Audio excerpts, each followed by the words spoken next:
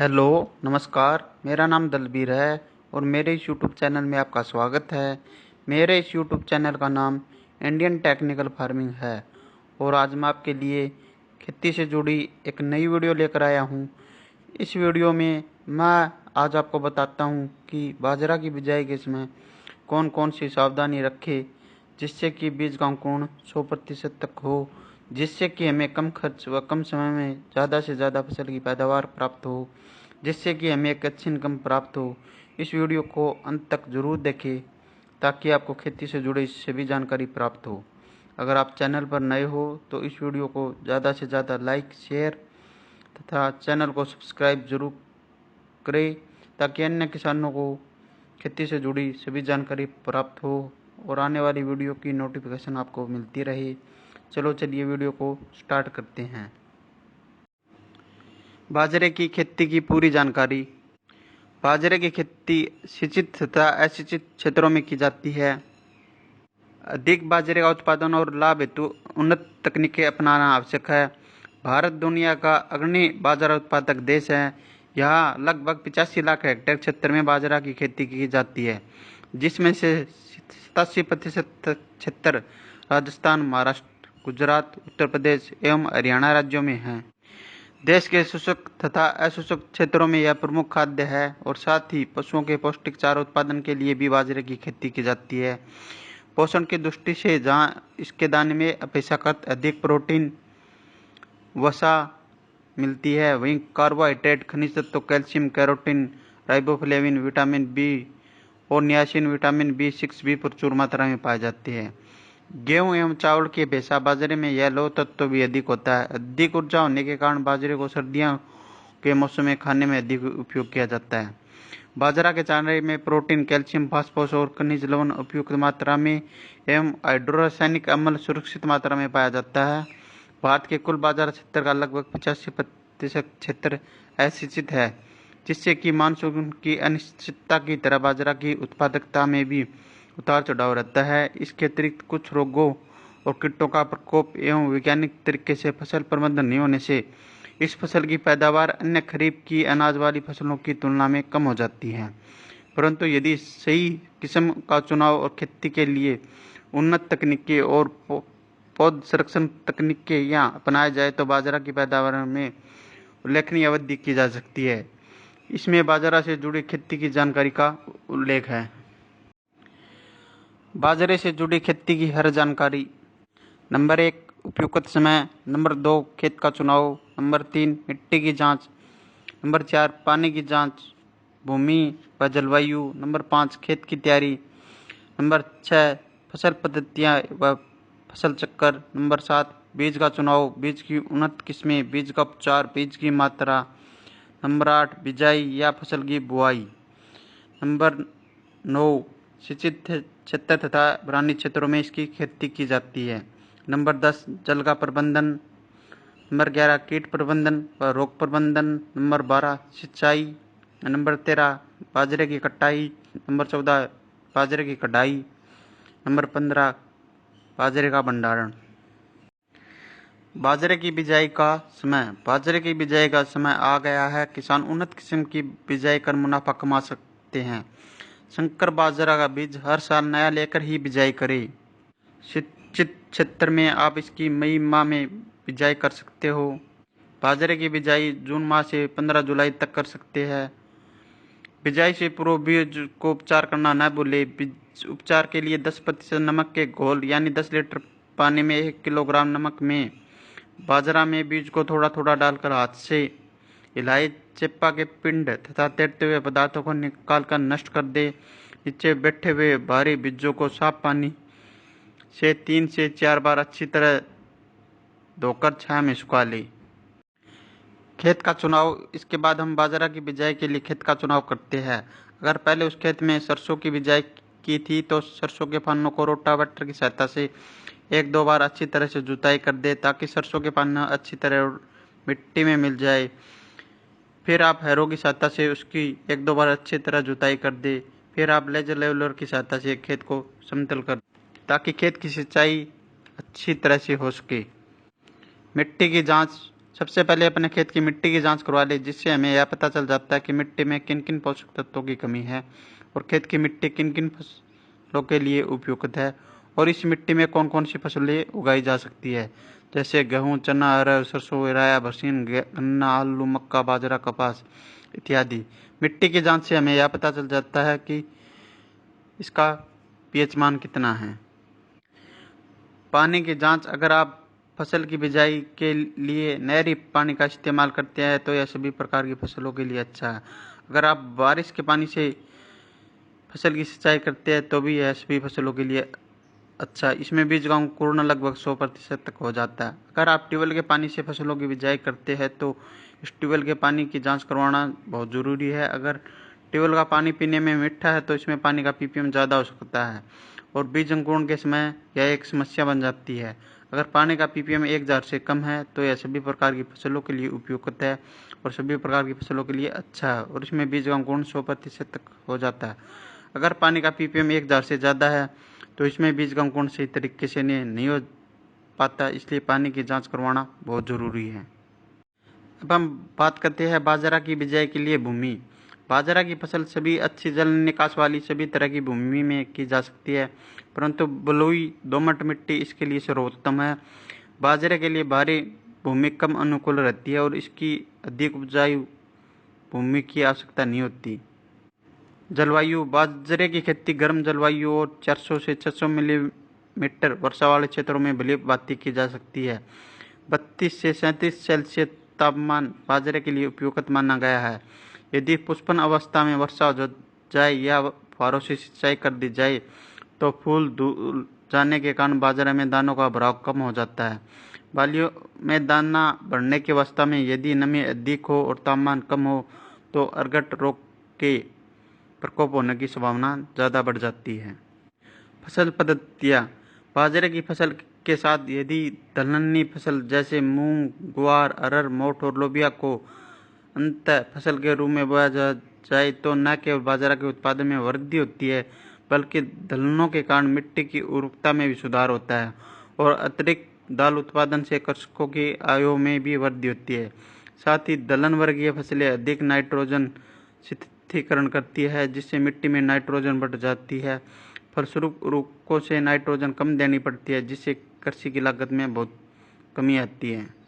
फसल चक्कर, मिट्टी की उर्वरकता बनाए रखने के लिए फसल चक्कर अपनाना महत्वपूर्ण है। बाजरे के लिए निम्न 1 वर्षीय फसल चक्रों को अपनाना चाहिए, जैसे बाजरा, गेहूं या जौ, बाजरा, सरसों या तारामीरा, बाजरा, चना, मटर या मसूर, बाजरा, गेहूं या सरसों, बाजरा, सरसों या ग्रीष्मकालीन मूंग। बाजरा की उन्नत किस्में, अलग अलग राज्यों की बाजरा की उपयुक्त किस्में अलग अलग है, जैसे राजस्थान, महाराष्ट्र, गुजरात, उत्तर प्रदेश, हरियाणा, कर्नाटक, आंध्र प्रदेश, तमिलनाडु। हमें बिजाई के लिए उन्नत किस्मों का ही चुनाव करना चाहिए क्योंकि ये कम समय व कम खर्च में ज़्यादा से ज़्यादा उत्पादन देती है। हमें बिजाई के लिए उपचारित बीज का ही प्रयोग करना चाहिए। 1 एकड़ के लिए बीज की मात्रा लगभग 1.5 से 2.5 किलो पर्याप्त रहती है। यह बीज की वैरायटी पर निर्भर करता है। अगर आप संकर किस्मों के बीज की बिजाई करते हैं तो लगभग 1 एकड़ में 1.5 से 2 किलोग्राम बीज की आवश्यकता होती है। हमें बिजाई के समय उपचारित बीजों का ही इस्तेमाल करना चाहिए क्योंकि इससे रोग की संभावना आने की कम रहती है। जैसे हरियाणा के लिए 80-10, 80-20, Pusa 443, Pusa 383, HHB 223, HHB 216, HHB 197, HHB 67 improve, HHB 146, HHB 117 variety है। अलग अलग वैरायटी है, जैसे 86M90 है, पॉइनर 86M88, पॉइनर 86M82, 9444, अलग अलग वैरायटियाँ हैं। यह आप अपने क्षेत्र के हिसाब से प्रयोग कर सकते हैं। इसके बाद हमें अच्छी तरीके से खेत की तैयारी कर लेनी है। गर्मियों में गहरी जुताई करें और उत्तम जल निकास के लिए खेत को समतल कर ले। बाजरा की अच्छी फसल लेने के लिए एक जुताई मिट्टी पलटने वाली हल से करनी चाहिए और इसके बाद 2-3 बार जुताई करके बुआई करनी चाहिए। दीमक तथा लट के प्रकोप वाले क्षेत्रों में 25 किलोग्राम प्रति हेक्टेयर की दर से फोरट अंतिम जुताई से पूर्व डालनी चाहिए। बाजरे की खेती शून्य जुताई विधि द्वारा भी सफलतापूर्वक की जा सकती है, इसलिए खेत को समतल करना तथा मिट्टी पर पूर्व फसल के अवशेषों या अन्य वाष्पिक अवशेषों का आवरण रखना लाभप्रद होता है। अब बात करते हैं फसल की बुआई की। बरानी क्षेत्रों में मानसून की पहली बारिश के साथ ही बाजरे की बुआई कर देनी चाहिए। उत्तरी भारत में बाजरे की बुआई के लिए जुलाई का प्रथम पखवाड़ा सर्वोत्तम है। 25 जुलाई के बाद बुआई करने से 40 से 50 किलोग्राम प्रति हेक्टेयर प्रतिदिन पैदावार में नुकसान होता है। बुआई के लिए 5 किलो प्रति हेक्टेयर बीज की आवश्यकता होती है। बाजरे की फसल 45 से 50 सेंटीमीटर की दूरी पर कतारों में बोनी चाहिए। बुआई के 10 से 15 दिन बाद यदि पौधे घने हो तो पौधों की छटाई कर देनी चाहिए और पौधे से पौधे की दूरी 8 से 10 सेंटीमीटर रखनी चाहिए, जिससे प्रति हेक्टेयर क्षेत्र में 1.75 से 2 लाख पौधे प्रति हेक्टेयर प्राप्त हो सके। इस संख्या में पौधे लगाने से बाजरे की अधिकतम उपज ली जा सकती है। फसल की रोपाई। यदि मानसून देरी से आए या किन्हीं कारणों से समय पर बुआई न कर सके तो बाजरे की फसल को देरी से बोने की अपेक्षा उसकी रोपाई करना अधिक लाभप्रद हो गया है। 1 हेक्टेयर क्षेत्र में पौध रोपाई के लिए लगभग 500 वर्ग मीटर क्षेत्र में 2 से 3 किलोग्राम बीज उपयोग करते हुए जुलाई माह के प्रथम सप्ताह में नर्सरी तैयार करनी चाहिए। पौधे की अच्छी पैदावार के लिए बली प्रकार से खेत की तैयारी करें और 12 से 15 किलो यूरिया डालें।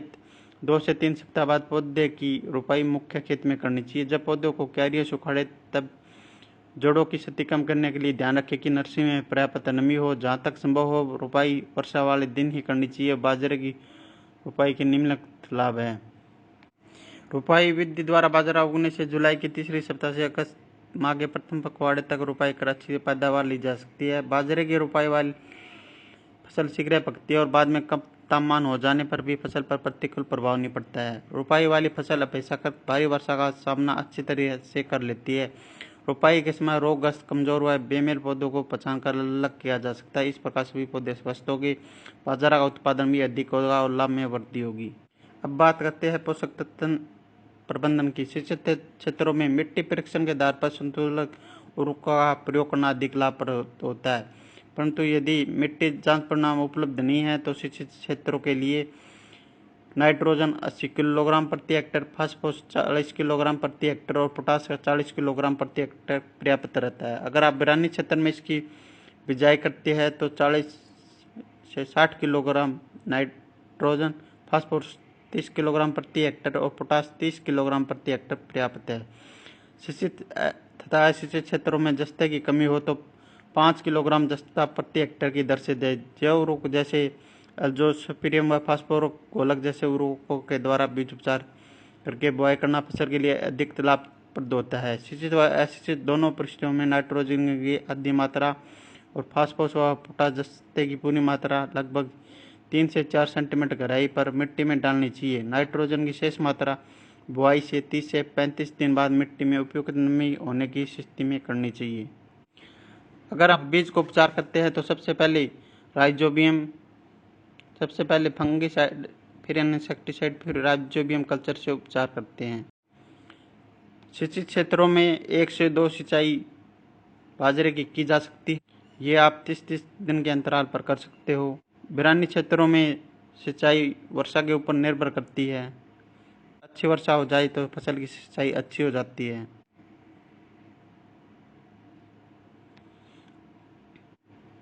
जल प्रबंधन। यद्यपि बाजरा की फसल मुख्यतः बिरानी क्षेत्रों में ली जाती है, परंतु फूल आते समय व दाना बनते समय नमी का होना अधिक हानिप्रद है। अतः यदि सिंचाई का स्रोत उपलब्ध हो तो इन अवस्थाओं पर सिंचाई करना लाभप्रद होता है। बाजरा जल भराव से भी प्रभावित हो जाता है, इसलिए जल निकास का समुचित प्रबंधन होना आवश्यक है। खरपतवार प्रबंधन। बाजरे की फसल में खरपतवार नियंत्रण के लिए 1 किलोग्राम एट्राजिन या पेंडामेलिथियान 500 से 600 लीटर पानी में घोल मिलाकर प्रति हेक्टेयर 10 से छिड़काव करना चाहिए। यह छिड़काव बुआई के बाद अंकुरण से पूर्व करते हैं। इसके साथ साथ बाजरे की बुआई के 20 से 30 दिन बाद खुरपी या कसौले की सहायता से खरपतवारों को निकाल देना चाहिए।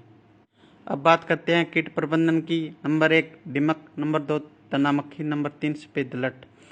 दीमक। इस प्रकोप को रोकने के लिए 2 किलोग्राम प्रति हेक्टेयर दर से क्लोरीफाइस का पौधे की जड़ों में छिड़काव करें या हल्की वर्षा के समय मिट्टी में मिलाकर बिखेर दें। तना मक्खी। इसकी रोकथाम के लिए 15 किलोग्राम प्रति हेक्टेयर दर से आप फोर्ट इस्तेमाल कर सकते हो। नंबर 3 सफेद लट।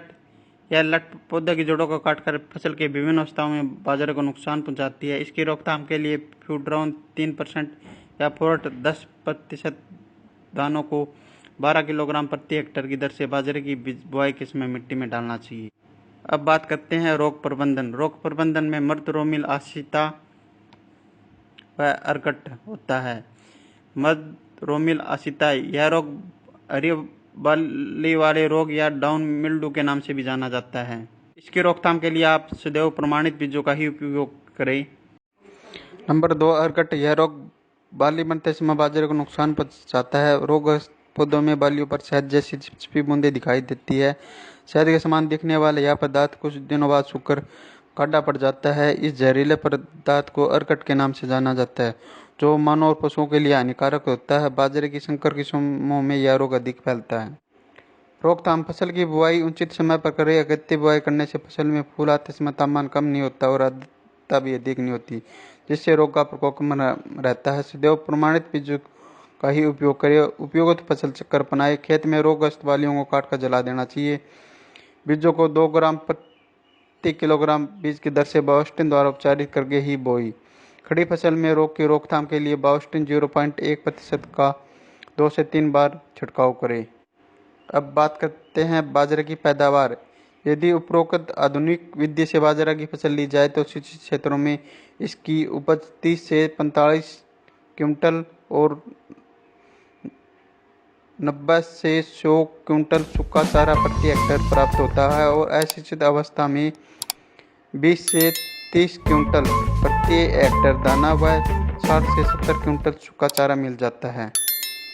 बाजरे का भंडारण। बाजरे के दानों को अच्छी तरह से धूप में सुखाएं और दानों में नमी की मात्रा 8 से 10% होने पर ही उपयुक्त स्थान पर भंडारण करें। अगर ये मेरी वीडियो आपको पसंद आए तो इस वीडियो को लाइक व शेयर करना, चैनल को सब्सक्राइब जरूर करें।